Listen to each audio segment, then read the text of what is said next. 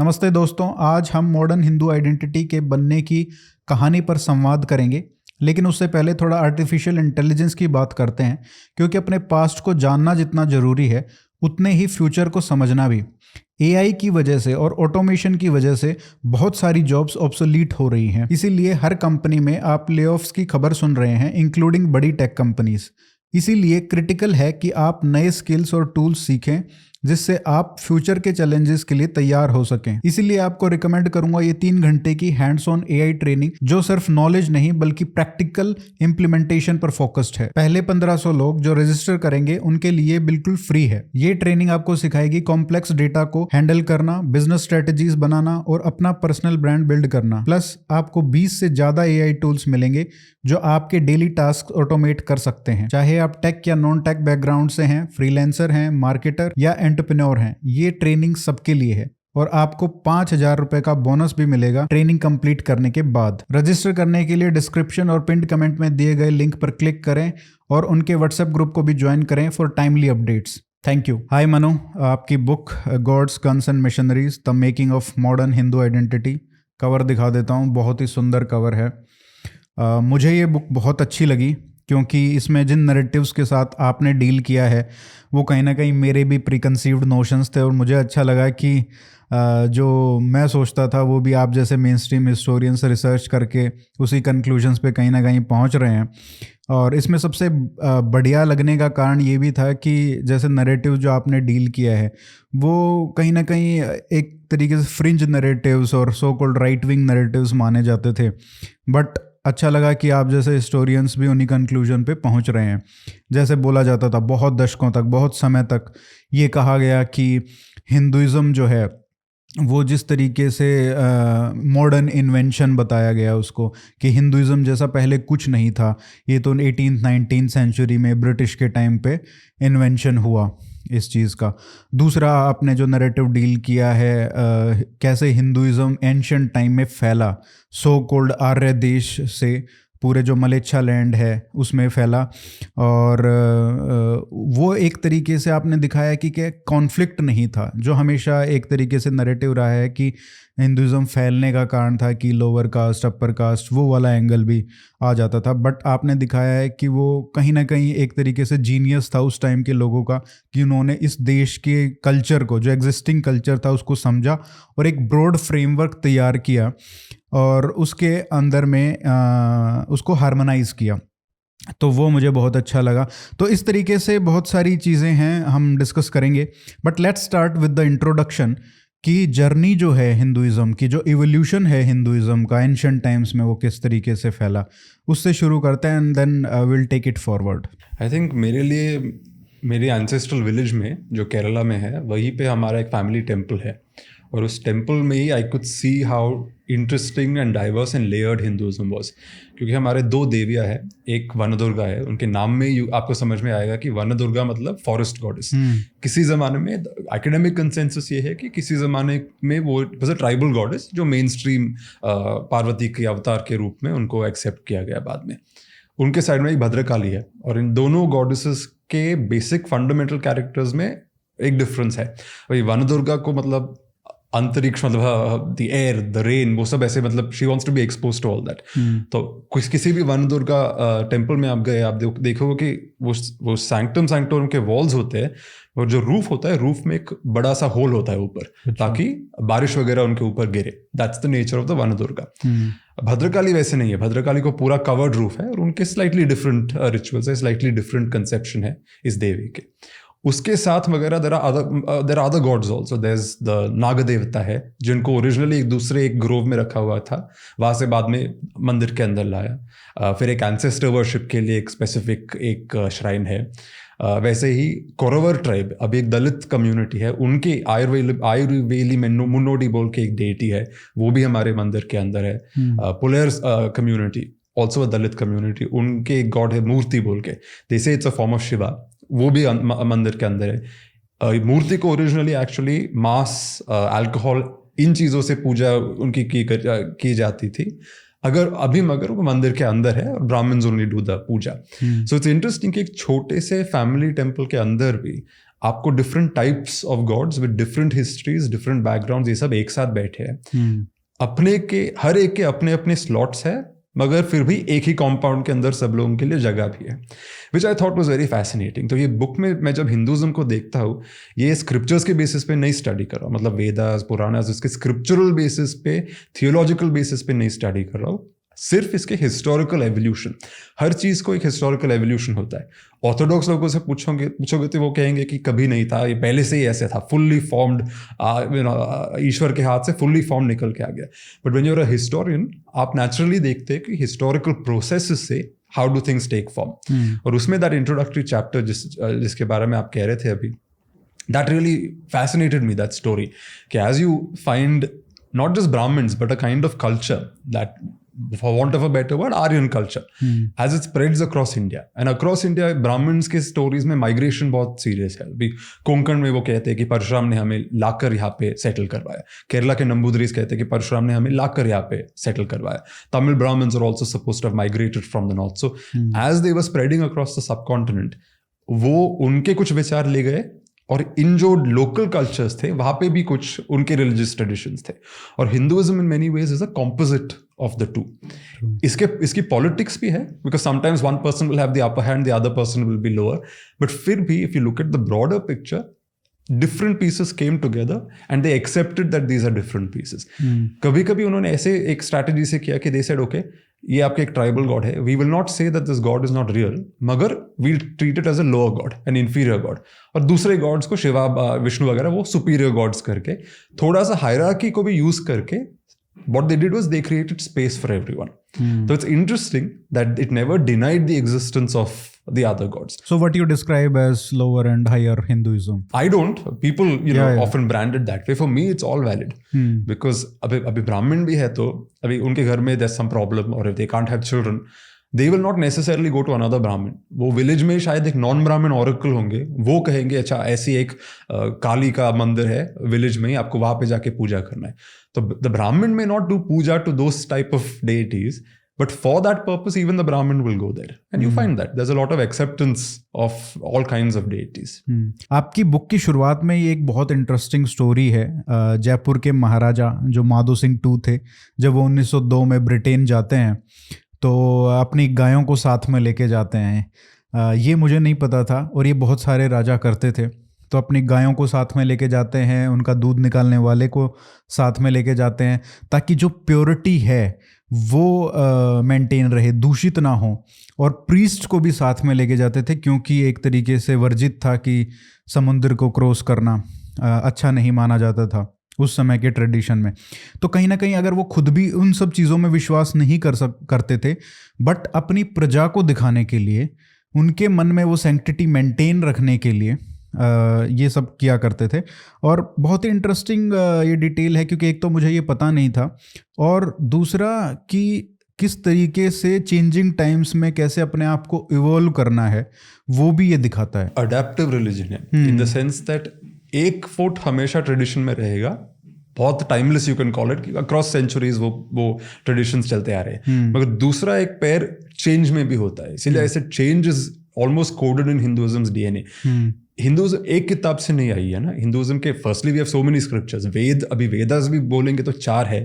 With in that also there is the Upanishads, there is the Samhitas, it's divided. They were created at different times. Traditional people believe they came all together at one time, but historically you can sense कि different periods में इनकी मतलब evolution हुई है। तो Hinduism is a very multi source kind of religion, and culturally also it's a composite. बहुत सारे traditions एक साथ आए। Naturally because of that Hinduism में बहुत फ्लेक्सिबिलिटी है कि depending on the period of time Hinduism का चेहरा ही बदलते रहता है, उसका नाम बदलते रहता है। हम जो हिंदुइज्म, ये जो वर्ड, ये जो शब्द इतने ईजिली हम यूज करते हैं, एक्चुअली 18th सेंचुरी में ये एक शब्द हुआ है, which is why many people argue that Hinduism was invented in the 19th century. That I don't agree with, and I think now increasingly academic consensus आप देखोगे कि most people no longer believe in that theory. The word is new, but the tradition is not. पहले ये right wing narrative में count होता था ना कि हिंदुइज़्म वाला, चाहे वेदास का जैसे आपने डील किया है अपनी बुक में कि बहुत लोग बोलते हैं कि क्योंकि लोग जो हिंदू लोग हैं वो वेद नहीं पढ़ते तो उसका कोई इतना महत्व नहीं है। तो मैं चाहूँगा कि आप उस पर भी थोड़ा बोलें। ज़्यादातर तो atleast in the way I have researched it, modern Hinduism हम जो प्रैक्टिस करने वाली हमारी जो फेमिलियर हिंदुज़म है, it's mostly Puranic in nature. अभी Vivek Debroy who passed away recently, उनके भी आई थिंक शिव पुराण के ट्रांसलेशन में उन्होंने लिखा इंट्रोडक्शन में कि if you look of the concept of dharma, it is actually based on the Puranas. Puranic concept है, and it is in the Puranic text that you see this Hinduism coming together in the form that we recognise. तो Puranas actually in many ways are very reflective of actual living Hinduism. वेदों का भी मगर meaning है, क्योंकि आप देखते हो कि हर पुराण को वेद से कनेक्ट करते। तमिलनाडु के तमिल पुराण वेदास जो भी है वो भी कहते हैं कि ये वेदों के ही सारांश और सॉर्ट ऑफ समराइजेशंस है इसमें, क्योंकि ultimately almost like a gold standard Vedas को ट्रीट किया जाता है। इट्स ट्रू कि डे टू डे हिंदुइज्म में वेदास का इतना रेलेवेंस नहीं है, in the sense that most Hindus don't know what is in the Vedas, मगर सबको मालूम है कि ऐसे एक टेक्स्ट है और इनको कि सब कुछ वेदों में है, सब कुछ वेदों में है। So it's a very interesting way of dealing with scripture. एक ऑर्डिनरी पर्सन का हिंदुइज्म के बारे में आप सोचोगे तो वो उनके रिचुअल्स में है, उनके हैबिट्स में है, which festivals do you celebrate, which gods do you worship, आपके कुल देवता कौन से है, उस ट्रेडिशंस में है everyday average persons Hinduism. But at the same time वो recognition of the Vedas as the top most scripture वो भी है। सो मच सो दैट जो भी ट्रेडिशंस थे वो एंटी वैदिक भी ट्रेडिशंस जो थे हिंदुइज्म में, after some centuries you find that even they accept the Vedas as the gold standard. जो क्रिटिसिज्म करते हैं, अभी देयर वर सम शैव सेंट्स, शैव सिद्धांतिक सेंट्स, उनके लैंग्वेज में you will find that even the Vedas don't know god as well as we know. पर उसमें भी आप जो इवन द वेदास बोलते हो, इम्प्लिसिटली आप एक्सेप्ट करते हो कि Vedas are a very high level sort of scriptural corpus। तो वेदास का relevance in that sense सबको पता है, मगर everyday Hinduism is more shaped by Puranic texts। एक बहुत इंटरेस्टिंग इंसाइट आपकी बुक में है कि किस तरीके से जो इस्लाम नॉर्थ में और साउथ में आया वो डिफरेंट था और उसका एवोल्यूशन अलग अलग कैसे हुआ। एक नेशनल सिक्योरिटी के एक्सपर्ट हैं, उन्होंने भी अपनी बुक में ये लिखा है कि नॉर्थ में जो इस्लाम आया वो 500, 600, 700 साल की स्ट्रगल के बाद वो इस्टेब्लिश हुआ, और उसकी वजह से जो बहुत सारी प्रैक्टिसेस थी वो कहीं ना कहीं हिंदुओं से मैच होती थी या सेम होती थी, बिकॉज वहीं से वो लोग कन्वर्ट हुए थे। तो वो जो इस्लाम था, और आज भी हम देखते हैं कि बरेलवीज बहुत सारी संख्या में मिलते हैं नॉर्थ इंडिया में, बल्कि जो केरला में जो इस्लाम आया, जो साउथ में जो इस्लाम आया, वो ट्रेड के थ्रू आया, और वहाँ पे हमको देखने को मिलता है कि कहीं ना कहीं वो प्योर वर्जन ऑफ सऊदी इस्लाम था। और उन्होंने लिखा है कि इसीलिए शायद जो 1920s में खिलाफत मूवमेंट और जो मॉपला राइट्स हुए वो वहाँ पे सबसे ज़्यादा इंटेंस इसलिए था क्योंकि that was the pure version of Saudi Islam. तो ये हालांकि आपने इसको दूसरे एंगल से अप्रोच किया है। मेरे पर्सपेक्टिव में एक्चुअली जो केरला में इस्लाम आया, इट बिकेम वेरी मलयालीसाइज्ड। ये जो आप कह रहे हो ये बाद में 18th सेंचुरी से शायद थोड़ा इवॉल्व हुआ है, मगर if you look eight Kerala में जो ओरिजिनल इस्लाम आया, it sort of seeded itself as a religion into local society। अभी सबसे पुराने मॉस्क्स आप जाके देखोगे, कोट्टेम में है, कैलिकट में है, कन्नूर के पास है, they follow the same, domes नहीं है, minarets नहीं है, they follow the local temple style of architecture। अभी in fact some of these are being demolished to be replaced by these modern constructions with domes, and it's tragic because we are losing our heritage through that। So they come here and the local Muslims of Kerala वो भी बहुत local Hindu practices के साथ composite culture उनका बनता है। अभी Muslims में भी मेट्रिलिनियल सोसाइटीज है, फैमिलीज है। जैसे केरला में अपर कास्ट ग्रुप्स में जो नॉन ब्राह्मण कम्युनिटीज है और 1-2 ब्राह्मण कम्युनिटीज में है, वो मेट्रिलिनियल है, मतलब माँ के साइड से है उनका सारा डिसेंट वगैरह, फादर्स साइड नहीं देखते। मुस्लिम्स में भी वैसे ही है। अभी Kerala's only Muslim royal family, the Arakkal royal family, they matrilineal, मतलब मदर्स साइड से जो वंश आगे जाता है महिलाओं के थ्रू जाता है, लड़कों के थ्रू नहीं जाता है। एक्चुअली शरिया में नहीं तो इस्लामिक लॉ में ये नहीं है, मगर it's a local culture that was wedded to local Islam, and it created an interesting local based Islamic tradition. North India में डिफरेंस ये है कि केरला में जब इस्लाम आया वो ट्रेड के साथ, peaceful commercial sort of networks के बैक पे वैसे पहुंचा, और लोकल हिंदू राजाज ही उसको पेट्रोनाइज करके there was a strong Muslim community that form there.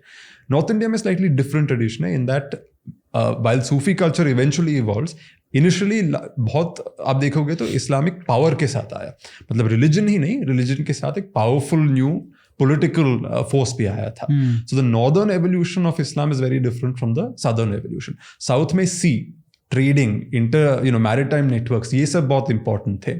North में वैसे नहीं है, आर्मीज, किंगडम्स, एम्पायर्स, वो एक स्ट्रक्चर में इस्लाम आया. So there is a slight difference in how the religion evolved in these two parts of the country. पर क्या हम ये कह सकते हैं कि जो नॉर्थ में जिस तरीके से इस्लाम फैला, तो वहाँ पे जो हिंदुत्व है, जो हिंदूनेस का सेंस है, अदरिंग जो हुआ हिंदू वर्सेस मुस्लिम्स का, वो पहले आया, वो ज़्यादा इंटेंस था नॉर्थ इंडिया में, और साउथ में वो चीज़ बाद में आई. साउथ में वो बाद में आता है क्योंकि नॉर्थ में बिकॉज there's पावर इन्वॉल्व्ड.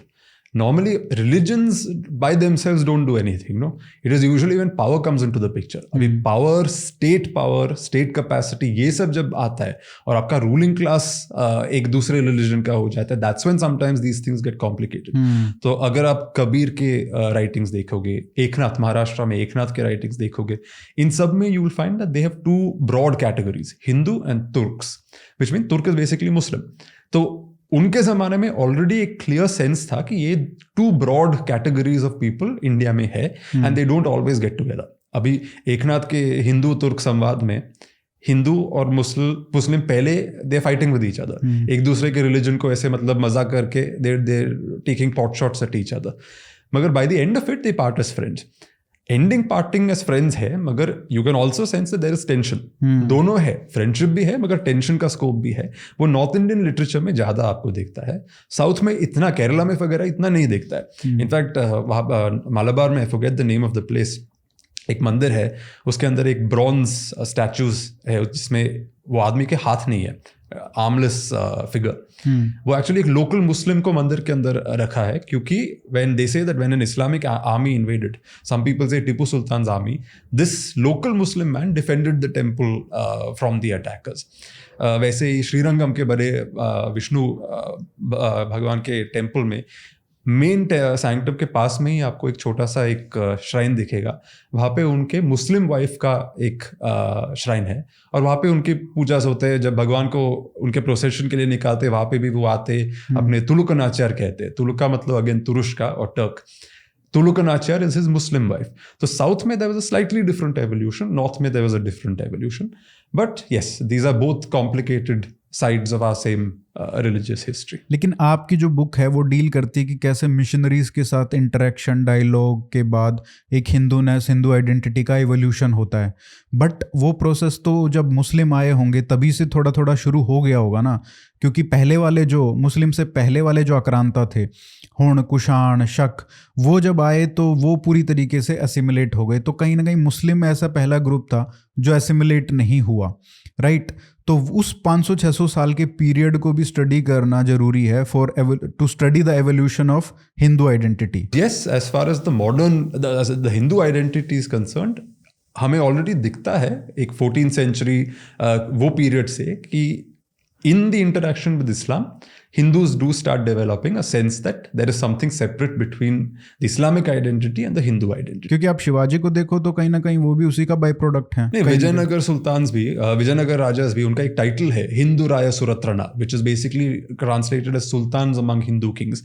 सुरत्रना जो वर्ड है उसको संस्कृत में प्रोटेक्टर ऑफ द गॉड्स भी डिफाइन कर सकते हैं, मगर if you look at the words application, history में किसने इस वर्ड को यूज किया है, it's usually applied for sultans, Muslim rulers. अभी नेपाल में सुल्तान invaded and it's called the Suratrana of I think Bengal has invaded Nepal. मतलब it's used primarily as a Sanskrit term for sultans. मगर you'll find that there is an awareness growing in this period.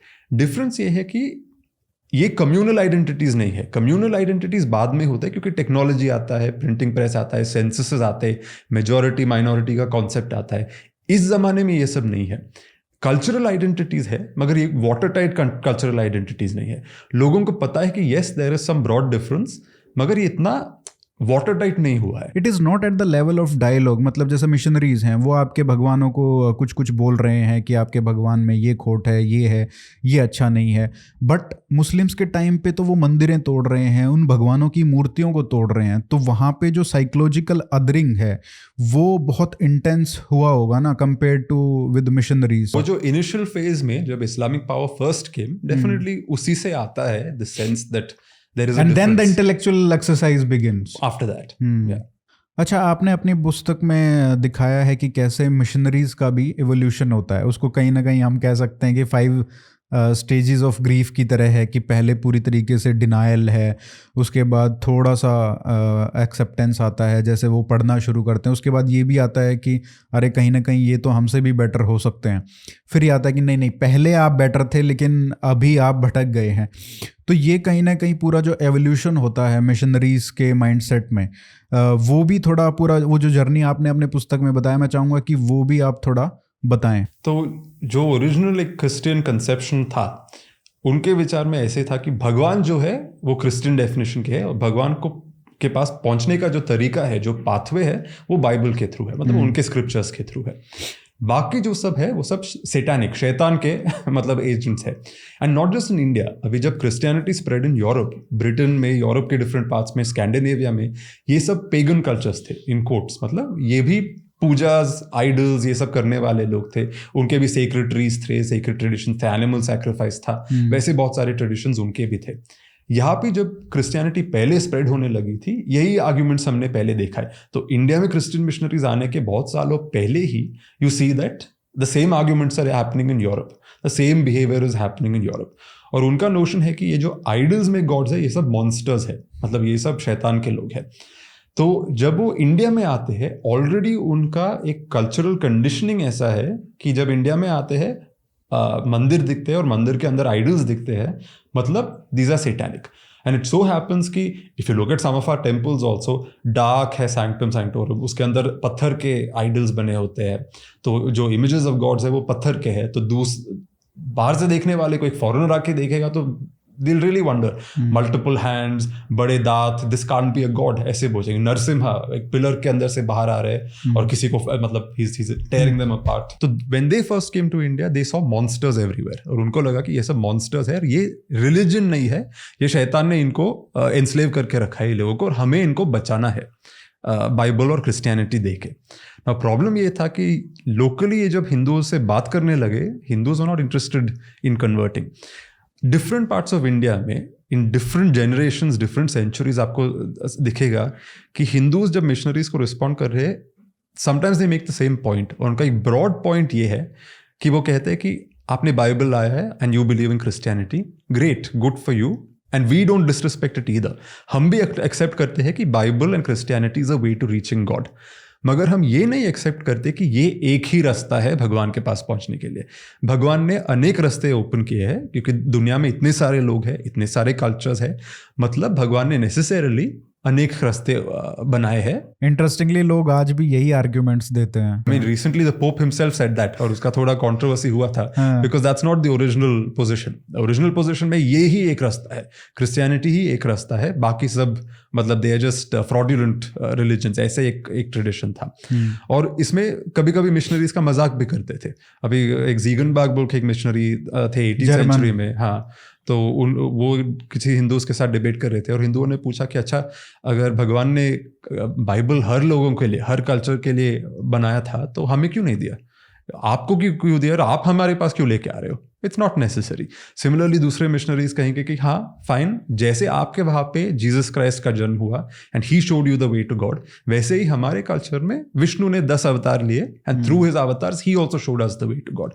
तो fundamental difference ये है कि वो एक Hindus का जो ट्रेडिशन था उसमें अनेक पाथ्स है, partly because, not because we were somehow large hearted.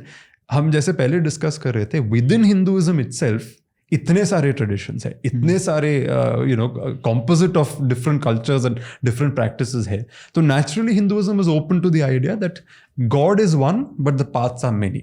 Internally ही हमारी इतनी डाइवर्सिटी है। So we applied the same thing to them. कि fine we accept you and we respect your religion, मगर we are not going to accept that this is the only way for us to find God.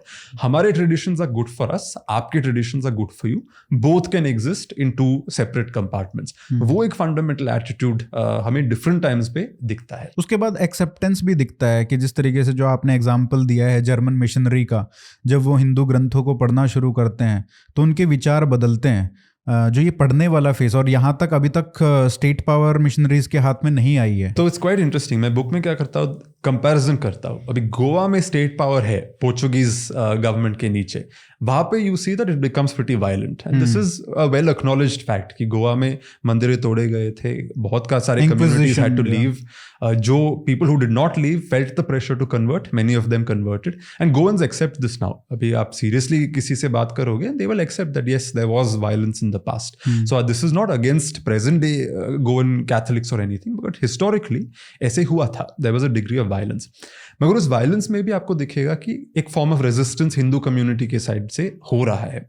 अभी for example उनको पता है कि अच्छा ये एक देवी का मंदिर है, ये भी तोड़ने आने वाले हैं, वो देवी को उठा के गोवा से बाहर ले जाएंगे, मगर बाहर जो विलेज में ले जाके बिठाते हैं वहां पे इससे भी बड़ा मंदिर बनाएंगे. And the Goan government, the Portuguese used to hate that कि यहाँ से लेके जाते हैं और ऑलमोस्ट लाइक पोर्चुगीज को टॉन्ट कर रहे हैं, उनका मजाक करने के जैसे, उससे भी बड़ा मंदिर बना के एक नए जगह पर. इसीलिए गोवा के बहुत सारे लोगों के जो मंदिर हैं, उनके जो कुल देवता हैं, वो स्टेट से बाहर हैं, जहाँ उनके एंसेस्टर्स को जाना पड़ा था. और अभी ऐसे होता है कि कभी कभी दिस डेटीज कम बैक, उनके ओरिजिनल सीट पे आते हैं, 10 दिन रहते हैं वहाँ पे, बड़ा फेस्टिवल होता है, फिर वो वापस जाते हैं. Exactly. तो उसमें that echo of that crisis, echo of that you know that phase, वो अभी भी हमें दिखता है.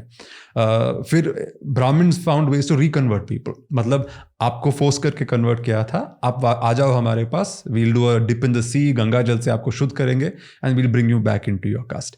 But even so state power Portuguese के हाथ में था, and therefore there was a certain pressure. और जब स्टेट पावर था, you find that the missionaries are also often acting with the state. अभी फॉर एग्जांपल एक उनका नाम मैं भूल रहा हूँ, बुक में है, वो उन्होंने एक किताब लिखी, और किताब में उन्होंने लिखा है कि केरला में, साउथ केरला में कौन से मंदिर है, एक दो मस्जिद के बारे में भी लिखे हैं. और पोर्चुगीज को वो बताते हैं कि अच्छा ये मंदिर तोड़ना है तो आप शिप में बैठ के ही फायर कर सकते हो. दूसरा एक है तो आपको उतरना पड़ेगा, मगर आप और वो एक्चुअली आइडेंटिफाई करते हैं, यहाँ पे आप उतर सकते हो, ये अच्छी जगह है, यहाँ पे आप आके इसको अटैक कर सकते हो. हर एक जगह में कितना ट्रेजर है, ये सब उन्होंने सर्वे करके रखा है. So you find that the missionary is not just in the religious business here, very much on the side of state power also. एक combination दिखता है आपको. मगर सेम पीरियड में आप देखते हो कि हिंदू कोर्ट्स में भी मिशनरीज आ रहे हैं. यहाँ पे पावर जो है हिंदू राजाओं के हाथ में है. इस डिबेट्स में it's a debate of equals, मतलब लॉपसाइडेड नहीं है. इक्वल ग्रुप्स अपने आप को मतलब दे मीटिंग एज इक्वल्स. अभी कैलिकट के राजा के कोर्ट में जब मिशनरीज आते हैं, उनको भी बाय नाउ, आप जैसे कह रहे थे, उनको पता चला है कि ये जो शैतान के संतति है वगैरह, that's not going to work. थोड़ा होमवर्क करके we have to show that our culture is better than Hindu culture. ऐसे एक एटीट्यूड में आ गए हैं. तो then they started having debates with Hindus. अभी एक फेन्यूचियो बोल के एक फादर थे कैलिकट में, वो कहते हैं आपके कैसे भगवान है. अभी कृष्णा को देखो, गोपियों के साथ नाच गाना वगैरह कर रहे हैं, ये भगवान के लिए ऐसे भगवान बहुत डिग्निफाइड है, भगवान कभी ऐसी चीजें नहीं करेंगे. गणपति इतना बड़ा पेट है, एक हाथी का हेड है, मगर he moves around on a rat, how can this be god. ऐसे they will make fun of Hindu gods, but the Hindus are responding, they will also return equally. अभी वो भी कहते हैं कि अच्छा आप कह रहे हो कि जीसस क्राइस्ट भगवान के बेटे थे, तो how was he put up on a cross and killed, that means he can't have been divine. Similarly आप कहते हैं कि आइडल वर्शिप बुरा है, मगर आप भी वर्जिन मैरी के प्रोसेशंस लेके जाते हो, वो क्या आइडल वर्शिप नहीं है. इवन मोनोथिज्म के ऊपर भी कटाक्ष करते हैं कि आप वैसे तो बोलते हो वन ट्रू गॉड, लेकिन डिविनिटी को ही आपने 3 हिस्सों में बांटा हुआ है, Father, the Son and the Holy ghost.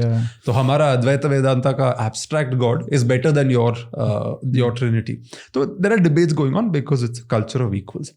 इसमें you find that now missionary start adapting. अभी उनको भी सम मिशनरीज रियलाइज कि वो पोर्चुगीज स्ट्रैटेजी चलने नहीं वाला है. In fact Portuguese were a violent regime, they were sellers, they were people fighting, and they had a bad reputation. तो साउथ इंडिया में, तमिलनाडु में वगैरह जब बाइबल के बारे में नहीं तो क्रिश्चियनिटी के बारे में बात करते थे, लोग उसे परंगी वेदम कहते थे. परंगी इज अ फॉर्म ऑफ फिरंगी, और फिरंगी का वेद. and they used to look down it because the Firangi used to behave so badly. दारू पीते, sailors है, झगड़ा करते, so they were not seen as a good group of people.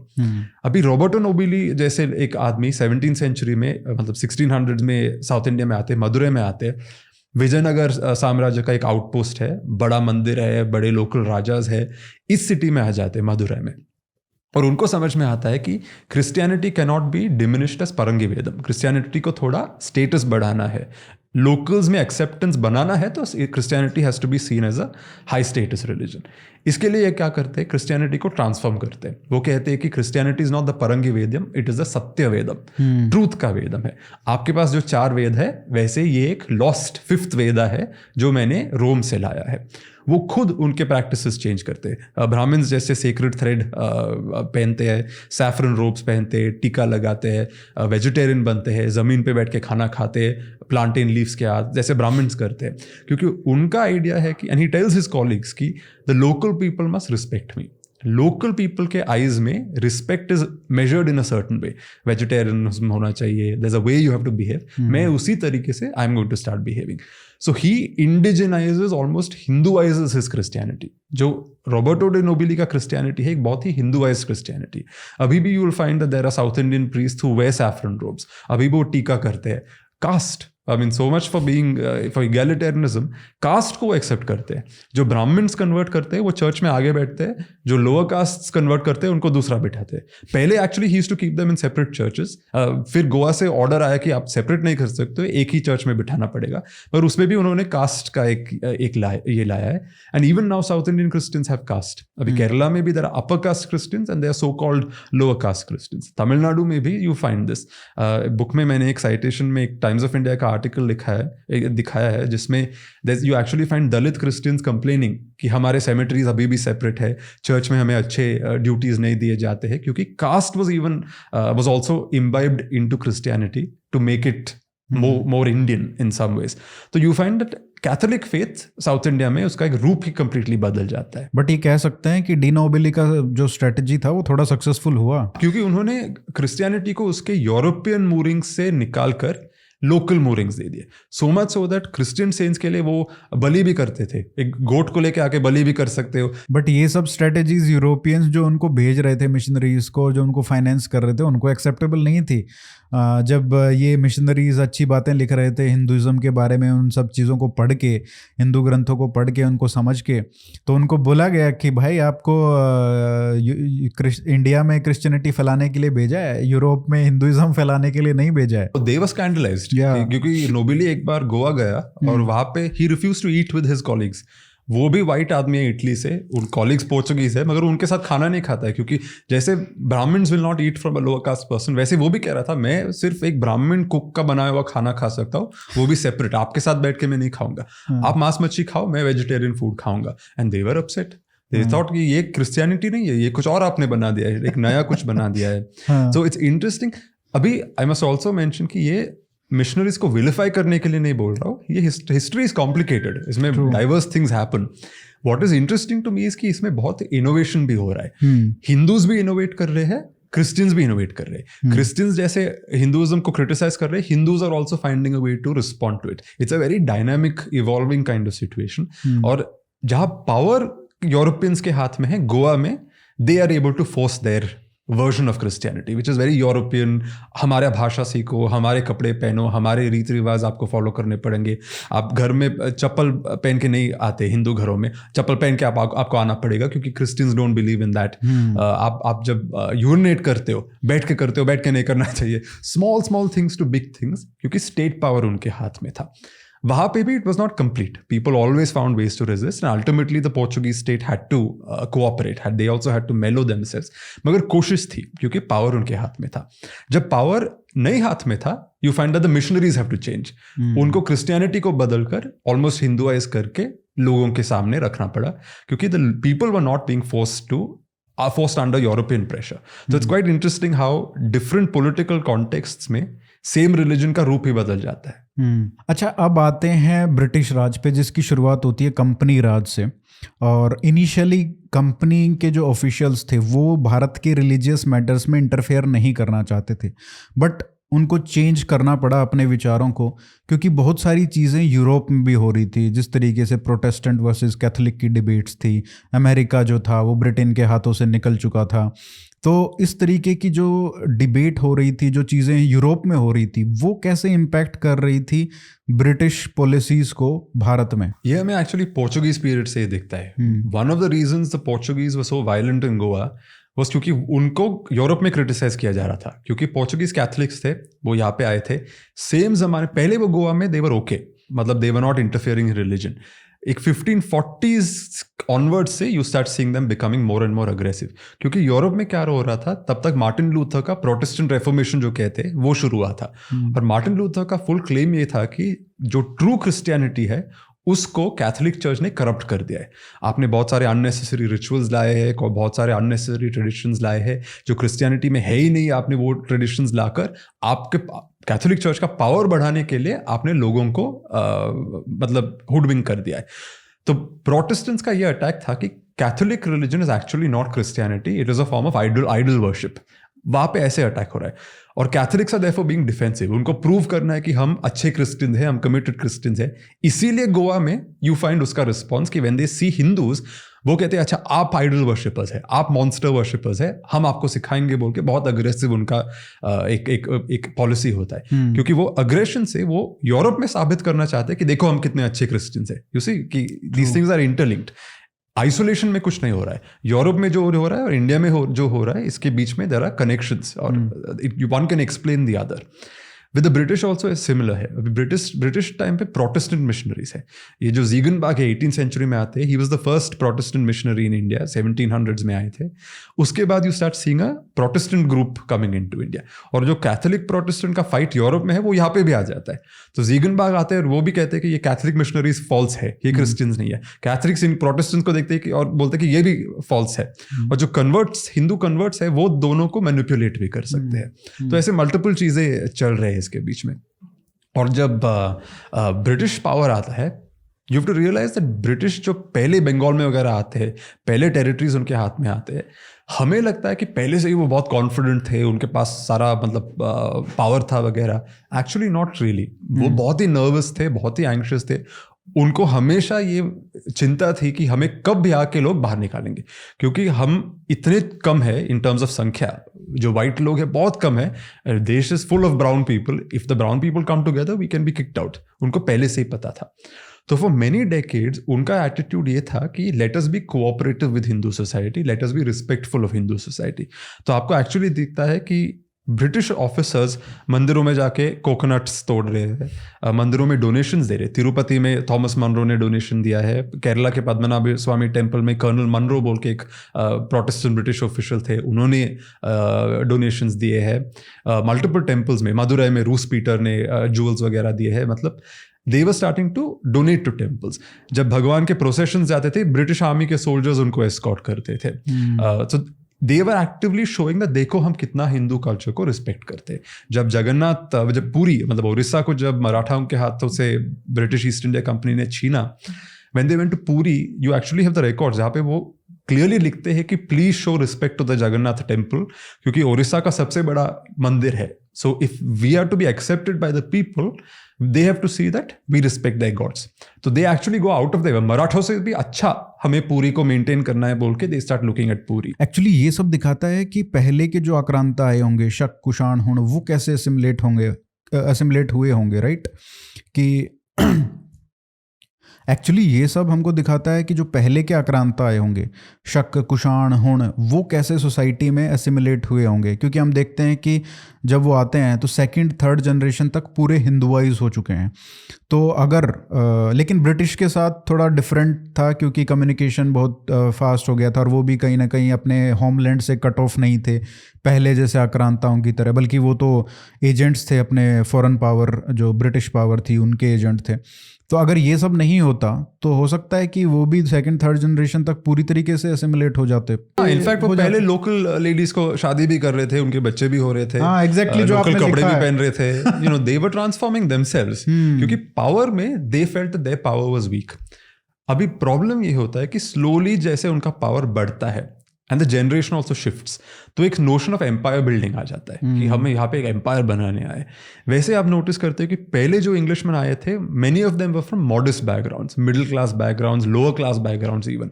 जैसे Warren Hastings जैसे governor general थे, वो elite, ऐसे मतलब सुपर एलीट या लॉर्ड वगैरह नहीं थे, मगर जैसे समय जाता है ये लॉर्ड्स, एरिस्टोक्रेट्स, उनके बच्चे आने लगते हैं, and they come here with a very different attitude कि हम इंडिया को कॉन्कर करने आए हैं, इंडियंस को बचाने के लिए आए हैं, सिविलाइज करने के लिए आए हैं।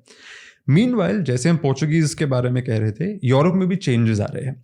एक यूरोप में जो हम एनलाइटनमेंट कहते हैं 18th सेंचुरी में, उसके वैल्यू से रैशनलिज्म, रीजन, एक एंटी रिलीजियस फीलिंग आई थी। मगर जब एंटी रिलीजियस आता है उसका एक बैकलैश भी आता है, और वो बैकलैश का टाइम था, people were becoming more and more Christian, वो एक बैकलैश में। वैसे ही इंडस्ट्रियल रेवोल्यूशन के बाद लोकल जो सोशल स्ट्रक्चर्स थे वो भी बहुत चेंज हो रहे थे, एक नया मिडिल क्लास वगैरह बन रहा था, and that new middle class was also very religious. अभी इंडिया में भी हमें दिख रहा है ना, post liberalisation, post liberalisation, religiosity is increased in the country. पहले एक्चुअली थोड़ा कम था, but it has increased. Similarly, आप देखोगे कि one of the right-wing grievances against Nehru is Nehruvian secularism. उसका एक response और backlash is what you're seeing now in a heightened sense of religion. तो ये cycles जैसे होते हैं। वैसे एक cycle यूरोप में भी हो रहा था कि after industrial revolution, after enlightenment, new religion or a new religious identity of Christians is forming in Europe. उसके वजह से फिर से मिशनरीज का प्रेशर आने लगा कि अच्छा, how dare British people go there and participate in religious functions of the Hindus? आप कैसे कह सकते हो कि ब्रिटिश सोल्जर्स ने हिंदू गॉड्स को ऐसे एस्कॉर्ट करना चाहिए? आपको शर्म नहीं आती कि आप जाके मंदिरों में डोनेशंस दे रहे हो? और सबसे इंटरेस्टिंग बात है कि जो पिलग्रिम टैक्स था, जिससे बहुत पैसा ब्रिटिश को मिलता था, उसके लिए पिटीशन आने लगे कि ये बंद करो, ये सिन है। करेक्ट। आप कैसे पैसा बना सकते हो? और उससे इंडियन अपसेट हो गए, which is most interesting thing. और ये जो temple control by the government है, ये सिस्टम भी उसी टाइम शुरू हुआ, इसे शुरू हुआ। इनफैक्ट ऑफन हिंदू कम्युनिटी कहती थी ब्रिटिश राज को, आप प्लीज हमारे टेंपल्स मैनेज करो, क्योंकि कभी कभी टेंपल्स में ऐसे होता था कि एक ग्रुप ऑफ ब्राह्मण्स और दूसरे ग्रुप ऑफ ब्राह्मण्स में झगड़ा होता था, तो finally they used to say just as Rajas used to step in, the British government should also step in, क्योंकि उनके मन में वो एकदम रूलर्स ही थे ना। हाँ, और इनफैक्ट जब जगन्नाथ का पुरी में आए थे, जगन्नाथ के प्रीस्ट्स ने एक संस्कृत में एक लेटर भी लिखा गवर्नर जनरल को कि आप आए, आपने हमें बचा दिया, we are better under you than we were under the Marathas. मतलब लोकल हिंदू राजा से भी अच्छा आप हमें देखोगे। एंड वो letter ends I think saying that we hope that Jagannath continues for ever under your protection. East India Company को कह रहे, और ईस्ट इंडिया कंपनी भी उस जमाने में रेसिप्रोकेट कर रही है, वो भी दिखाना चाहते हैं कि हम बहुत रिस्पेक्टफुल है आपके कल्चर के। मगर because there is pressure growing in England, पहले 1813 में ब्रिटिश गवर्नमेंट को पार्लियामेंट में पेटिशंस आते हैं, they finally say okay missionaries को एक्सेस देंगे, मगर कंडीशन है कि लोकल ऑफिशियल्स जो है वो डिसाइड कर सकते हैं किस हद तक, कहाँ तक मिशनरीज आ सकते हैं। Missionaries have to behave well, if local people are upset missionaries को निकाल भी सकते हैं। 1830s तक वो और बढ़ जाता है, India is freely thrown open to missionaries. इस जमाने में आपको ऐसे दिखने लगता है कि the aggression starts growing in the sense that missionaries अभी मंदिरों के सामने उनका प्रवचन कर रहे हैं, मेले जो होते हैं मेलाज उसमें जाके प्रवचन कर रहे हैं, डिबेट्स होने लगते हैं, not just in north India and Banaras and public places, Bombay में वगैरह पब्लिक डिबेट्स, जो बड़े ब्राह्मण स्पोक्स पर्सन आएंगे, स्टेज पे बैठेंगे, मिशनरीज आएंगे और इनके ऑडियंस के सामने, पब्लिक के सामने इनके बीच में डिबेट्स होने। एग्जैक्टली। पहले ऐसे हुआ करता था कि जब वो जो अर्ली पोर्चुगीज पीरियड था, अर्ली पीरियड में क्रिश्चियन मिशनरीज आ रहे थे, उनको कन्वर्ट करना था, तो वो उनका होमवर्क करके पुराना पढ़ रहे थे, हिंदू स्क्रिप्चर्स पढ़ रहे थे, और वो आके हिंदू से बात कर रहे थे।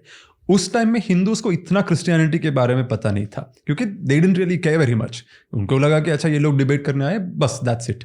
अभी ऐसे होने लगा कि the missionary became so present, power भी अभी एक वाइट गवर्नमेंट के हाथ में, क्रिश्चियन गवर्नमेंट के हाथ में, सरकार भी क्रिश्चियन लोगों की हो गई है, एक फॉरेनर्स की हो गई है, और मिशनरीज भी इतने वोकल हो गए, इतने विजिबल हो गए, हर एक जगह पे दिखने लगे। तो now Hindus also start studying the Bible, और वो भी इन डिबेट्स में बाइबल को क्रिटिसाइज करने लगते हैं। वो भी in fact they start answering back कि आप हमारे ट्रेडिशंस को क्रिटिसाइज कर रहे, we can also criticise your tradition. And most of these people who are defending Hinduism are Brahmins actually, क्योंकि आपने एक जगह लिखा भी है कि जब वो जर्मन मिशनरी भारत में आए और आम लोगों से बात कर रहे थे रिलीजन के ऊपर, तो लोगों ने कहा कि भाई हमको परेशान मत करो, अगर तुमको ये सब डिबेट करना है तो जाके ब्राह्मण किसी को ढूंढो और उनसे बात करो, वो तुमको बताएंगे। फिलोसॉफिकल और रिलीजियस थिंग्स डिबेट करने हैं तो उसके स्पेसिफिक लोग हैं, उनके पास जाके उनको तंग करो, हमारे पीछे मत पड़ो। एग्जैक्टली अब ये हो गया, कंपनी राज एस्टेब्लिश हो गया, ब्रिटिश अपना एटीट्यूड चेंज करते हैं, और आपने एक जगह लिखा भी है कंपनी राज बिकेम ब्राह्मण राज। इसको एक्सप्लेन कीजिए। कि वो इनिशियल फेज में you find that east India company जैसे स्प्रेड आउट हो रहा है, उनको इंडियंस ही सपोर्ट कर रहे हैं। ये that's one of those things. कभी कभी ब्रिटिश ऑफिशियल्स को ही हैरान हो जाते थे कि how is it that we are a foreign power here, मगर हमें सपोर्ट करने इतने सारे ब्राह्मण ब्यूरोक्रेट्स हैं। अभी फॉर एग्जांपल मेरे पिछले बुक फॉल्स एलाइज में मैंने लिखा था कि जब मराठास गिरे और उनके जगह पे ईस्ट इंडिया कंपनी का मतलब गवर्नमेंट एस्टैब्लिश हुआ, मराठास के नीचे बहुत सारे Maharashtrian Brahmins spread out across India, क्योंकि मराठास का राज तंजावुर में था, तमिलनाडु में, all the way north India, Gwalior में था, बनारस में there were lots of Maharashtrian Brahmins. तो महाराष्ट्रियन ब्राह्मण्स का एक नेटवर्क था और उसमें ब्यूरोक्रेट्स भी थे। अभी टिप्पू सुल्तान के नीचे there was Purnaiah who later switches, जब टिप्पू को ब्रिटिश ईस्ट इंडिया कंपनी हराती है, same Purnaiah start serving the English East India Company. He's a Deshastha Brahmin originally from Maharashtra, his family. वैसे ही तमिलनाडु में there are Deshastha Brahmins. तो ईस्ट इंडिया कंपनी का वो जो एक ब्यूरोक्रेटिक फ्रेमवर्क है, in great measure it was supported by, and आपने लिखा भी है कि out of 600 400 were Brahmins, something like I think one province, वो है किसी एक पेज में, एक डिस्ट्रिक्ट में एक पावरफुल ब्राह्मण ने डजन्स ऑफ उसके रिलेटिव्स को डिफरेंट पोजीशंस में लगा के रखे थे। तो टॉप लेयर में you find east India company के ब्रिटिश ऑफिशियल्स है, मगर सेकंड रंग पे इंडियन ब्राह्मण्स ही इनका मतलब सिस्टम चला रहे हैं। But I am not saying that this is bad और गुड, इट्स इंटरेस्टिंग, क्योंकि जो Indians are benefiting from the company, they are not losing their Indianness. In fact वो एक मद्रास के चैप्टर में मैंने लिखा है कि जब मद्रास ब्रिटिश लोगों के नीचे था, ब्रिटिश पीपल नीडेड दुबाशस, दुबाश मतलब दो भाषी, दो भाषा बोलने वाले, इंग्लिश और लोकल लैंग्वेज। ये इनके इंटरमीडियरीज थे लोकल सोसाइटी के साथ। ये लोग भी बहुत अमीर बन गए। अमीर होने पे they were not imitating the British, वो मंदिर बना रहे थे, कोर्टिजान्स को पेट्रनेज दे रहे थे, पोइट्स को पेट्रनेज दे रहे थे। इन अ सेंस वो जो ब्रिटिश सर्विस में पैसा बना रहे थे, वो हिंदू कल्चर को ही सपोर्ट करने में वो लगा रहे थे उनका पैसा। They were showing off their Hinduness. And even though company Raj did become Brahmin Raj, eventually जो नेशनलिस्ट मूवमेंट खड़ा होता है ब्रिटिशर्स के खिलाफ, उसको लीड करने वाले भी ब्राह्मण्स ही हैं। और जो हिंदू नेशनलिस्ट मूवमेंट होता है, खड़ा होता है, उसमें भी जो फ्लैग बीरर हैं वो ये बनते हैं। सो मच सो दैट महाराष्ट्र जैसे जगह में फाइनली 1900s अर्ली 1900s में ब्रिटिश रिकॉर्ड्स है, वो लास्ट चैप्टर में मैंने मेंशन किए हैं, जो वो एक्चुअली कहते हैं कि ब्राह्मण्स में से रिक्रूटमेंट मत करो, क्योंकि you can't believe in these people, उनके loyalties have been split. So there is some fear also of Brahmins, specially Chitpavan Brahmins in Maharashtra, कि ये लोग सबसे डिसलॉयल ग्रुप है इंडिया में। वन साइड से देखेंगे तो लिटरेट कम्युनिटी है, उनकी ज़रूरत भी है आपको, मगर दूसरे साइड से बहुत सस्पिशन भी है कि ये एक्चुअली हमें सर्व कर रहे हैं या नहीं, वो भी उनको इतना क्लियर नहीं है। And yes, in many ways the nationalist movement is spearheaded by Brahmins. उसका बैकलैश भी होता है। Non Brahmins in South India for example feel that the Congress is a Brahmin party and why should we support it when it's only Brahmins and so on. मगर जो resistance होता है missionaries के खिलाफ, उसमें you start seeing what we call political Hinduism and that pathway being framed to Hindutva, जिसको Savarkar ultimately उसका एक एंड्योरिंग डेफिनेशन देते हैं। मगर वो जो इम्पल्स है, वो जो डिफेंसिव इम्पल्स है, ओरिजिनली इस्लाम के एनकाउंटर में पहले हमें वो दिखता है, मगर वो थोड़ा फाजी है, क्योंकि उस जमाने में इतना वाटर टाइट आइडेंटिटीज हुए नहीं है। मगर मॉडर्न पीरियड में क्रिश्चियन मिशनरीज और वाइट मैन के गवर्नमेंट के नीचे Hindu start becoming more aware of their political power in a sense and political identity. वो shaping up of that modern identity इस जमाने में होने लगता है, और वो रेजिस्टेंस इंटरेस्टिंग फॉर्म्स में होता है। फॉर एग्जाम्पल एक 19th सेंचुरी में एक स्टोरी था, किसी ने किताब में लिखा था शायद, कि क्रिश्चियनिटी है क्या। अभी क्रिश्चियनिटी आपको सब जगह दिख रहा है, मिशनरीज भी दिख रहे हैं, मतलब हमारे वर्ल्ड व्यू में क्रिश्चियनिटी को कैसे हम जगह देंगे। तो उन्होंने एक स्टोरी बन गई कि अच्छा, Hinduism was doing so well that all the Hindus were so happy and so uplifted by Hinduism कि हेवन में ओवर पॉपुलेशन की प्रॉब्लम होने लगी और हेल में कोई नहीं था बाकी, क्योंकि हिंदुइज्म सबको बचा रहा था, इतना अच्छा रिलीजन है। और भगवान को लगा कॉस्मिक बैलेंस मेंटेन करने के लिए हेल में भी तो लोग होने चाहिए, इसीलिए क्रिश्चियनिटी को बनाया ताकि कुछ लोग हेल में भी जाए। तो क्रिश्चियंस कह रहे हैं कि हम आपको हेवन में ले जाने आए, और हिंदूज कह रहे नहीं नहीं, आपको तो हेल में, हमें हेल में भेजने के लिए लाया गया है। तो it's interesting, it's a form of resistance. Funny story है मगर एक फॉर्म ऑफ रेजिस्टेंस है। वैसे रामलीला परफॉर्मेंसेस में उनको मिशनरीज देखने लगे कि जो रावण का एफिजी है उसको ब्रिटिश ईस्ट इंडिया कंपनी के गवर्नर जनरल के कपड़ों में बिठाया जाता है। रावण के आर्मी के जो सोल्जर्स का रोल प्ले करते हैं वो भी कंपनी सोल्जर्स के यूनिफॉर्म में प्ले कर रहे हैं। मतलब सटल वेज में they were showing that they were against this form of thing. फिर क्या होता है कि 1857 तक you start seeing this becomes more aggressive. Already इस टाइम में you can start seeing that there is a very deep rooted hatred towards the British, and the British are also aware of this by that time. उसके बाद मगर that doesn't work, violence doesn't work, क्योंकि ज़्यादा power उनके हाथ में है। इसी जमाने में different reform movements are also emerging. अभी राजा राम मोहन रॉय को I mention, Dayanand Saraswati I mention, and Jyotiba Phule, they were all called native Luthers. जैसे मार्टिन लूथर ने, इसमें एक internalisation of a western frame भी हो रहा है, क्योंकि इस जनरेशन में इंग्लिश भी पढ़ रहे हैं, वेस्टर्न सब्जेक्ट्स भी पढ़ रहे हैं, वेस्टर्न साइंस पढ़ रहे हैं, तो उनको पता है कि वेस्टर्न सिविलाइजेशन में अच्छा भी है, क्योंकि उनकी टेक्नोलॉजी आगे है, जो दुनिया के इतने सारे मतलब एरियाज को इन्होंने कब्जा करके रखा है, which means something they are doing is in their favour. We may not accept their religion, but there are other things that they are doing that we must admire. फिर उनके बहुत सारे वेस्टर्न फ्रेमवर्क्स भी ये internalise करते हैं। तो जैसे राममोहन रॉय वगैरह सोचते हैं कि जैसे कैथोलिक फेथ था जिसने अपेरेंटली क्रिश्चियनिटी को करप्ट किया, और फिर एक प्रोटेस्टेंट रेफॉर्मेशन ने क्रिश्चियनिटी को उसके प्योर फॉर्म में रिफॉर्म किया, वैसे ही हिंदुइज्म में भी ओरिजिनली एक बहुत ही अच्छा प्रिस्टीन हिंदुइज्म था, जिसमें पूजा वगैरह नहीं था, आइडल वर्शिप नहीं था, मंदिरें नहीं थे, बहुत ही मेटाफिजिकल, बहुत ही फिलोसॉफिकल एक कम्युनिटी और एक कल्चर थी वो। मगर ब्राह्मणों के वजह से इट वाज रूइन। वो ये कहीं ना कहीं कॉलोनियल लेंस आ गया है, वो वेस्टर्न लेंस जो एक कैथोलिक प्रोटेस्टेंट का एक बाइफर्केशन है, वो इन्होंने अप्लाई करके वो भी कहने लगे कि हाँ, Hinduism also got corrupted over a period of time, और हिंदुइज्म को हमें बचाना है। और बचाना कैसे? हम कन्वर्ट नहीं करेंगे, मगर वो ओरिजिनल हिंदुइज्म के पास जाएंगे। तो what does he do? He starts looking at the Upanishads, Advaita Vedanta and all of those ideas, और वो एक एब्स्ट्रैक्ट मोनोथियज्म को डेवलप करते हैं। वो ऐसे मतलब कल्चरली उसका इम्पैक्ट ज्यादा नहीं होता है, इन द सेंस अभी भी हिंदूज मंदिरों में जाते हैं, मगर हिंदुइज्म को जब वेस्टर्न रिलीजन्स के आगे डिफेंड करना पड़ता है, this allows an intellectual framework. आप उनके टर्म्स पे मतलब फंक्शन कर रहे हो, मगर you are able to resist it on their own terms, if you understand what I am saying. तो इन अ सेंस आपने एक्सेप्ट भी किया उनके फ्रेमवर्क को, मगर उसी फ्रेमवर्क को थोड़ा मेंड करके, बेंड करके अपने रिलीजन को डिफेंड करने के लिए आप कोशिश कर रहे हो। So it's an interesting thing Ram Mohan Roy does. Dayanand Saraswati का स्लाइटली डिफरेंट है। उन्होंने he met missionaries very late in life. उनका डाउट और इनका रिफॉर्म अंदर से ही आया। The story goes that Shivratri के टाइम एक रात को वैसे मतलब they were sitting, you are not suppose to sleep no, और मंदिर में उन्होंने देखा एक चूहा आके भगवान के वो आइडल के इमेज के मतलब इधर उधर is eating up all the offerings and the Prasad and all of that. तो उनको लगा कि अच्छा ये भगवान है तो हाउ कैन अ चूहा come and do all this, अशुद्ध है, how is it possible, this can't be God. तो ही बिकम्स अगेंस्ट पूजा पाठ and idol worship because of this internal crisis. फिर वो बहुत ऐसे ट्रैवल करते, हिमालय में जाते। At one point he is looking for sannyasis who can teach him. He discovers lots of things, बहुत डिसइल्यूजनमेंट होता है। फाइनली ही फाइंड्स अ गुरु इन मथुरा, और वो भी सेम कंक्लूजन पे आते हैं कि वैदिक ट्रेडिशन जो था वो ही प्रिस्टीन प्योर हिंदुइज्म है, बाकी सब निकालना पड़ता है। सो he starts the Arya Samaj movement, but Arya Samaj movement also becomes a public movement, unlike Raja Ram Mohan Roy's thing. In that अभी फॉर एग्जाम्पल मतलब काउ प्रोटेक्शन के नाम पे Arya Samaj starts mobilising people in the sense that वो कहते हैं कि डजंट मैटर आपका कास्ट क्या हो, आपका बैकग्राउंड क्या हो, everybody in most middling upper caste groups in India venerate the cow.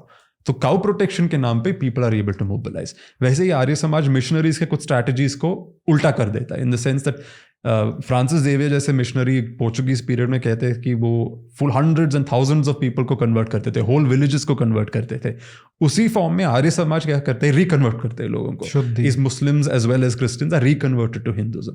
So you are again borrowing the missionary strategy but using it against the missionary. हालांकि समाज फिर में ही आपको दिखता है वो एक मस्कुलर हिंदू नेशनलिज्म। जो हम नैरेटिव्स की बात कर रहे थे कि जो आपने इस बुक में डील किया है और जो मेरे प्री कंसीव्ड नोशंस थे, उसमें कहीं ये भी आता है कि Dayanand Saraswati actually should be considered as the grandfather of Hindu nationalism, अगर आप वीर सावरकर को फादर ऑफ हिंदू नेशनलिज्म मानते हैं तो। और दयानंद एक्चुअली में पहले ऐसे फिगर थे जिन्होंने क्रिश्चियनिटी के खिलाफ और जो इस्लाम के खिलाफ थियोलॉजिकल लेवल पे इतना बोल्ड, इतना क्लियर रिस्पॉन्स दिया, जो चैप्टर 13 और 14 है सत्यार्थ प्रकाश का। मैं कभी कभी सोचता हूँ कि आप अगर सत्यार्थ प्रकाश पढ़ोगे, भाषा बहुत ही ब्लंट है। एक्चुअली वो अपने पर्सनल बिहेवियर में भी ऐसे ही थे। In fact lots of Brahmins didn't like him हाँ। बिकॉज वो कहते थे कि how can you say temples are not good Hinduism. So orthodox Hindus also didn't like him क्योंकि वो they thought he was too much of a revolutionary. In fact वो भी एक ब्राह्मण के साथ डिबेट करने गए और वो ब्राह्मण ने बीच में एक पर्दा लगा दिया क्योंकि he said that you are not really a Hindu, मैं आपका चेहरा देख नहीं सकता हूँ, मुझे अशुद्धि हो जाएगी because you are an apostate, you are something else, you are not a Hindu. But जब मैं आपकी बुक पढ़ रहा था तो ऐसे ही एक थॉट आया कि सारे आक्रांता जो हैं ब्रिटिशर से पहले वो नॉर्थ वेस्ट फ्रंटियर से आए, लेकिन ब्रिटिश पहले थे कि जो ईस्ट से जिन्होंने एंट्री की। तो मतलब अगर व्हाट इफ है, इंटरेस्टिंग व्हाट इफ है कि अगर वो नॉर्थ वेस्ट से आते तो कितना अलग उनका इंटरेक्शन होता, कितना अलग वो चीज़ें होती। That's a good question to ask. मगर हर रीजन में you see that the company evolves in a different way. Bengal में उनका कॉन्फिडेंस बहुत ऊपर था, मद्रास में कम था, क्योंकि आप सोचो कि बंगाल उनके हाथ में 1750s में 1760s तक गिर गया। साउथ इंडिया में इट टुक मच लॉन्गर। फिर मराठास को निकालने तक 1818 हुआ, पंजाब पहुंचने तक इट वाज 1840s। तो it took almost 100 years for the so called British Indian empire to take form. Overnight नहीं हुआ। इसीलिए आपको दिखता है कि हर जगह में उनका एटीट्यूड डिफरेंट है, उनका बिहेवियर डिफरेंट है, जो ऑफिशियल्स है वो भी डिफरेंट है। व्हाट्स इंटरेस्टिंग अगेन इज जो अर्ली जनरेशन ऑफ ऑफिशियल्स थे, Mount Stuart Elphinstone, Thomas Munro, John Malcolm, ये सब हमेशा वॉर्न करते रहते हैं कि अगर आपको ब्रिटिश साम्राज्य को मेंटेन करना है इंडिया में, you have to be respectful of Hindu culture. Unnecessarily religion में मत पढ़ो, अननेसेसरली लोकल कस्टम्स को चेंज मत करो।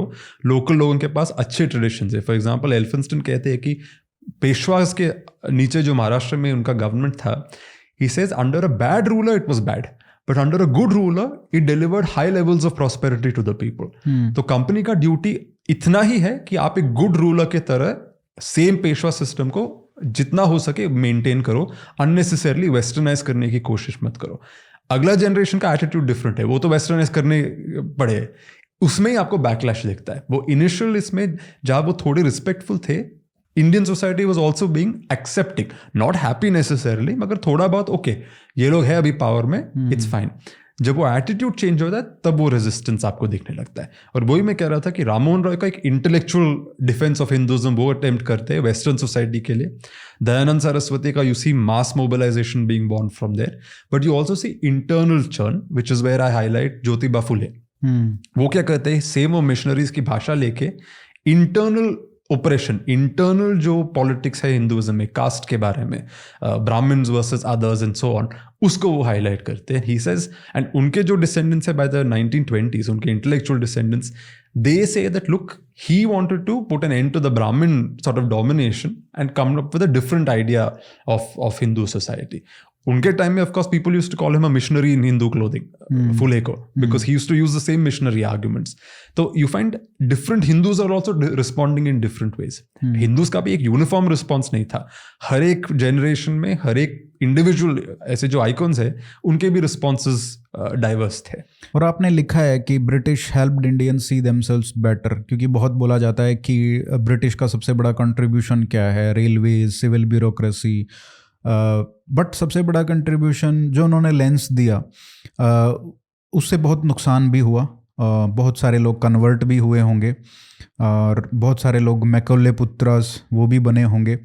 बट अगर आपको ओवरऑल एनालाइज करना हो तो आप इसको किस तरीके से देखेंगे? सी, इसमें भी good and bad are the wrong words. History is complicated. उसमें there are things we will like and the next generation में नॉट लाइक। पीपल का भी रिस्पॉन्स मतलब चेंज होते रहता है ना। हम भी मोनोलिथ्स नहीं है, एक स्टोन जैसे अनचेंजिंग नहीं है। हर जनरेशन का way of engagement with history is slightly different. अभी एक चीज जो है इंग्लिश लैंग्वेज, जो इंडियन नेशनल कांग्रेस का पहला मीटिंग था 1885 में, उसके सर्कुलर में इन्वाइटिंग डेलीगेट्स पहले सर्कुलर में लिखा है कि you should be able to speak the English language, because Indians के बीच में उस जमाने में कोई कॉमन लैंग्वेज था ही नहीं, अभी भी नहीं है। अभी हिंदी स्लोली हो रही है, मगर it's still not accepted in so many parts of the country. People are more willing to accept English than they will accept Hindi, right? Because English allowed a link language. Sanskrit was not possible there because Sanskrit का that phase had ended. Actually British officers में ये debate होता था कि किस चीज में पढ़ाना चाहिए, इंग्लिश में या संस्कृत में. इनफैक्ट वो मैं एक हाईलाइट करता हूँ, तंजावुर में एक राजा थे सरफोजी बोल के, छत्रपति शिवाजी के ब्रदर के फैमिली के थे. He was the second last raja, और उनके टाइम में किंगडम तो छीन ली थी ब्रिटिश लोगों ने उनके पास से, मगर उनके पास रेवेन्यू था in the sense that 1/5 of the revenue used to come to him, और वो तंजावुर सिटी का कंट्रोल था उनके पास, वो फोर्ट का. तो फाइनेंशियल रिसोर्सेज रख के what did he do? He actually maintained his Hindu identity, मगर western learning, western science, chemistry, mathematics, इसको भी उन्होंने प्रमोट किया. तो फॉर एग्जांपल एक कुरुवंजी प्ले फॉर्मेट है, इंदिरा विश्वनाथन बोल के एक स्कॉलर, उनके बारे में एक बायोग्राफी लिख रहे हैं. तो उन्होंने बताया जैसे एक कुरुवंजी प्ले फॉर्मेट में एक फॉर्चून टेलर आते हैं और इंद्रानी, देवेंद्र की वाइफ इंद्रानी से बात करते हैं, and discuss various things. Normally आपको उसमें तिरुपति, रामेश्वरम, टेम्पल स्पॉट्स और टेम्पल साइट्स का सीक्रेट ज्योग्राफी मिलता है. सरफोजी इसको बदल देते हैं, और उनके देवेंद्र कुरुवंजी में आपको दिखता है कि वो मॉस्को के बारे में बता रहे, अमेरिका के बारे में बताते हैं, अफ्रीका के बारे में बताते हैं. He is giving you a global history, क्योंकि वो बच्चों को पढ़ाना चाहते हैं कि there is a global history, आपको पता होना चाहिए. मगर वो इंग्लिश में नहीं कर रहे और एक वेस्टर्न फ्रेम में नहीं कर रहे, इंडियन फ्रेम के अंदर वेस्टर्न साइंस और वेस्टर्न ज्योग्राफी के बेस्ट पार्ट्स को इंकॉर्पोरेट करके एक हाइब्रिड बना के लोगों को दे रहे हैं. He himself was a botanist, वो मल्टीपल लैंग्वेजेस पढ़ सकते थे. He was good at music, he understood things. तो एक साइड से वो वैदिक पाठशाला बना रहे, टेम्पल्स को रेनोवेट कर रहे, ब्राह्मण्स को फीड कर रहे, काउस को डोनेट कर रहे, वो सब भी ट्रेडिशनल रूप में कर रहे. But you see the search for Indian modernity. He is creating an Indian modernity because he is not rejecting the waste.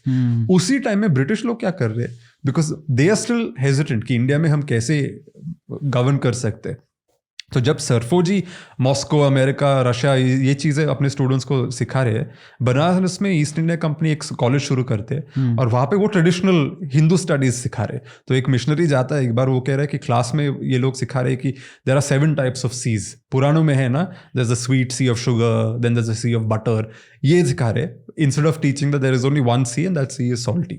तो इट्स इंटरेस्टिंग कि the British are trying to show that look we are so traditional, we are supporting your culture, और वो इसीलिए traditional Puranic Hindu studies को promote कर रहे हैं. और एक एक्चुअल हिंदू राजा वेस्टर्न साइंस को इंडियन लैंग्वेजेस में ट्रांसमिट करने की कोशिश कर रहा है.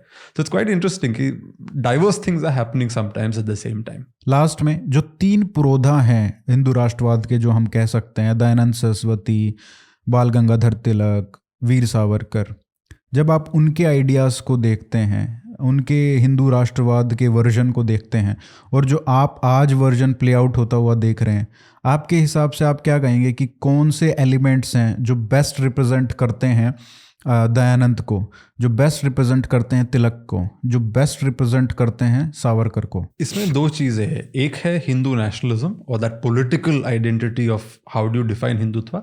दूसरा है actual Hindu identity as it exists on the ground. अभी व्हाट मेक्स अस हिंदू, ये नहीं है कि मेरी हिंदुज़म आपकी हिंदुज़म जैसे हो. बहुत सारे डिफरेंसेस हो सकते हैं. मंदिरों के स्टाइल्स में डिफरेंस है. अभी नॉर्थ इंडियन प्रैक्टिसेस और साउथ इंडियन प्रैक्टिसेस में डिफरेंसेस दिखेंगे. केरला और तमिलनाडु के कस्टम्स में आपको डिफरेंसेस दिखेंगे, मगर सब कुछ एक कॉमन फ्रेमवर्क में चल रहा है. फंडामेंटल जो एक फ्रेमवर्क है वो कॉमन है. हर किसी इंडिया के किसी भी कोने में आप जाओगे, आप रामायण, महाभारत, ये इनके बेसिक स्टोरीज और उनके मल्टीपल रीटेलिंग्स आपको मिलेंगे, क्योंकि लोगों को एक बेसिक कॉमन फ्रेमवर्क के अंदर फ्रेम करते हैं. And Hinduism remains very diverse within that framework. अभी भी there is tribal forms of Hinduism, अभी भी there is lower gods in quotes, so called inferior gods, अभी भी there are gods to whom which we will do sacrifice of goats, दूसरे gods को हम दूध वगैरह पिलाते. All kinds of formats exist within that framework. तो in that cultural sense Hinduism is the framework. वो एक यूनिफाइड फ्रेमवर्क के अंदर सबको स्पेस देकर एक डाइवर्स ट्रेडिशन है. मगर जो पॉलिटिकल हिंदुइज्म है और हिंदुत्व जो कहते हैं, उसका definition comes in a different tradition.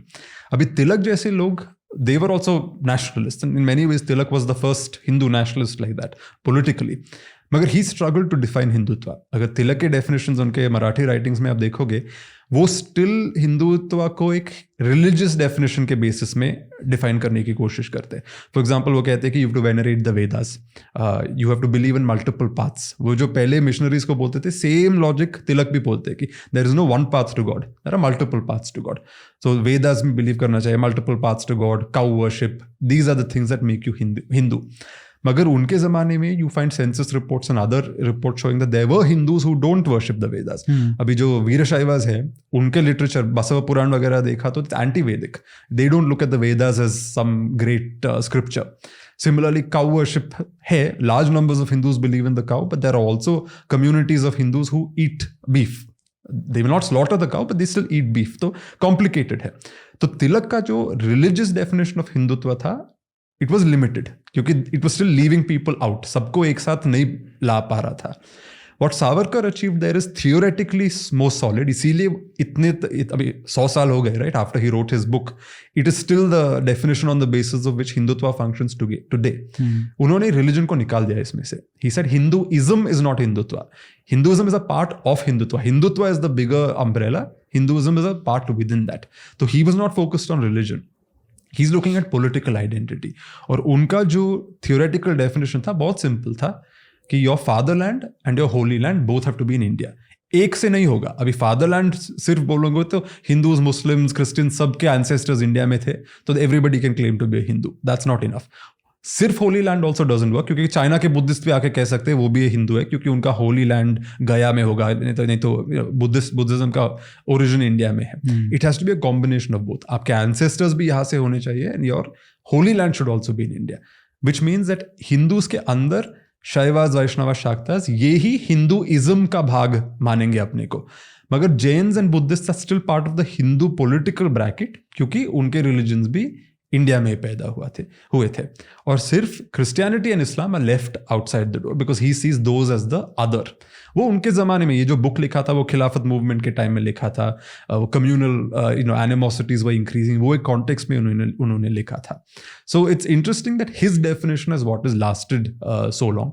मगर इसमें एक तिलक को भी दिखा, फूले को भी दिखा, सावरकर को भी दिखा। The biggest fragility in all this was caste, कि caste differences could divide this Hindu identity in a way nothing else could, which is that आप देखते हो कि हिंदू सोसाइटी और Hindus were even able to stand up to missionaries. आप कह रहे थे कि कन्वर्जन्स हुए थे, एक्चुअली कन्वर्जन्स इतने सारे नहीं हुए थे। Despite all that power, despite British सरकार having power, at one point by the mid 19th century they were acting like a Christian state, फिर भी एक्चुअली कन्वर्जन्स इतने नहीं थे। It's still a relatively small number. तो numbers में नहीं था एक्चुअली उसका this thing. It was that sense of power, that is what triggered a lot of these people. मगर कन्वर्जन से ज़्यादा जो थ्रेट था वो कास्ट का था। वो तो हम आज भी देखते हैं कि किस तरीके से जो हिंदू नेशनलिज्म की वजह से जो पॉलिटिकल यूनिटी आ रही है उसको तोड़ने के लिए जो रिस्पॉन्स है वो भी कास्ट बेस्ड ही है। कास्ट सेंसस की हम बात करें, और ये 90s में भी यही था, मंडल वर्सेस कमंडल, right. But it's very interesting कि जो आइडियोलॉजीज़ हैं वो जन्म कैसे लेती हैं। सावरकर जैसे वो अपने बहुत ही रिलीजियस नहीं थे अपने पर्सनल लाइफ में, बट तिलक थे। So how much of these ideologies that these people are giving, they are driven by their personal believes. So Savarkar alone could have come up with something like Hindutva. Tilak का ideology उन्होंने almost very clearly लिखा है, which is that we are all Hindus, but that doesn't mean your caste identity is gone. एक Brahmins version of Hinduism still different, Maratha का different होगा, अपने अपने brackets with in Hinduism है। और जैसे हिंदुइज्म एक लेजिटिमेट आइडेंटिटी है, वो कास्ट आइडेंटिटीज भी लेजिटिमेट कल्चरल आइडेंटिटीज है। तो he saw it is like a machine, ये सब एक मशीन के डिफरेंट पार्ट्स है, इनको एक साथ काम करना है। वेयर सावरकर्स आइडिया वाज वो caste has to be removed from it for Hindus to actually become a united. Because उनका खुद का जो एक्सपीरियंस था अंडमान का, और जो मोपला राइट्स उन्होंने देखे, तो उनके लिए तो डिस्टिंक्शन क्लियर था कि डजेंट मैटर आप ब्राह्मण हो, क्षत्रिय हो, दलित हो, at the end of the day it matters आप हिंदू हो या मुस्लिम हो। तो उनके दिमाग में डिस्टिंक्शन क्लियर था, लेकिन शायद वो क्लैरिटी तिलक के दिमाग में नहीं थी। अदरवाइज जो उन्होंने 1916 में जिस तरीके से लखनऊ पैक्ट साइन किया, वो अगर आप आज के हिंदू नेशनलिस्ट से बात करो तो वो बिल्कुल भी एक्सेप्टेबल नहीं है। उनको करना पड़ा इन the sense that if you look eight Tilak's career, जब वो महाराष्ट्र में थे वो एक बहुत स्ट्राइडेंट हिंदू नेशनलिस्ट थे, वेरी अग्रेसिव, वेरी मिलिटेंट. जैसे उनका प्रोफाइल बढ़ता गया, एंड रिमेंबर 1916 के टाइम तक उनके राइवल सब मर चुके थे. गोखले गए थे, Gandhi had not yet become a big force on the scene. Gandhi in a sense follows Tilak. तो Tilak was the biggest leader of the time. So जब वो नेशनल प्रोमिनेंस तक आए, he had to make sure that everybody was on the page, because now he was a national leader. तो तब he had to soften his Hindutva as it were and behave more like a pan-Indian leader, because he needed the cooperation of the Muslim community also against the British. तो वो वहाँ पे उनको he had to give up some of his own earlier beliefs to make that transition. But I am not sure कि worldly affairs की जो understanding थी तिलक की, वो सावरकर जी से बेटर थी, राइट? क्योंकि जो सावरकर हैं वो नेशन स्टेट के कॉन्सेप्ट को, उसकी इम्पोर्टेंस को बहुत अच्छे तरीके से समझ पा रहे हैं. ये आपको प्रोग्रेशन दिखता है हर जनरेशन में. It keeps shifting forward little by little. तो if you look at the broad arc of the book, no, missionaries के आने से पहले there is a fuzzy sense of Hindu identity vis-a-vis Islam. वो इतना सॉलिड नहीं हुआ है. इट इज देयर, बट ऐसे एवरीडे पॉलिटिकल आइडेंटिटी नहीं बना है. People can think of themselves as Hindus in one context, but in other contexts they will think of other identities. Caste होगा, regional identity होगा, whatever it is. वो अभी भी होता है. फिर वो मिशनरीज आते हैं, there is a slight change in the equation. जब मिशनरीज और white people के पास पावर जाता है, that Hinduness becomes more and more strong. But I think it's not about intensity, it's about changing shape. जो शिवाजी महाराज के time पे जो response था, जो विजयनगर साम्राज्य के टाइम पे रिस्पॉन्स था, वो नेशन स्टेट में नहीं हो सकता था बिकॉज वो कॉन्सेप्ट ही नहीं था. तो वो रिस्पॉन्स आता है हिंदू पदपातशाही के रूप में. और जो सावरकर का फ्रेमवर्क है, that is rooted in nation state.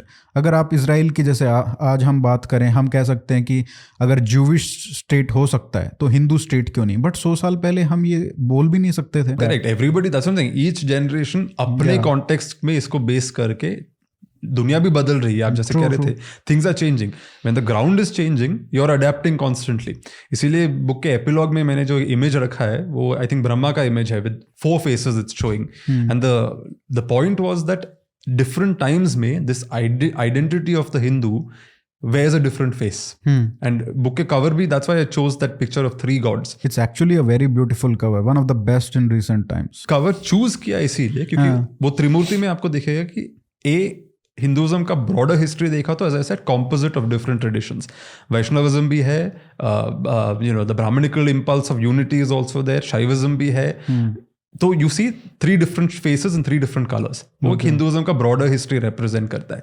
But at the same time the 3 faces are also way of suggesting that in different periods Hinduism एक अलग चेहरा प्रेजेंट करता है, because it's adapting constantly to change. Because it's constantly changing its shape based on historical contingencies. That's why I wanted that picture of the Trimurti, because I thought it reflects both these points. Hinduism is not one but multiple, but at the same time is attached to the same body. 3 heads है मगर body एक ही है. मगर different times में you'll see different faces. इस book का research कर रहे थे तो सबसे बेस्ट बुक या बेस्ट डॉक्यूमेंट आपको कौन सा मिला? मुझे वो जो मिशनरी ज़ीगनबाग था 18th सेंचुरी में, उन्होंने तमिलनाडु में local Brahmins as well as non Brahmin spiritual leaders के साथ एक डायलॉग शुरू किया था लेटर्स के थ्रू. वो ओरिजिनल लेटर्स हैव गॉन, तो we don't have it in the original language, मगर उसका कॉपी बना के he had sent off to Europe in his mother tongue.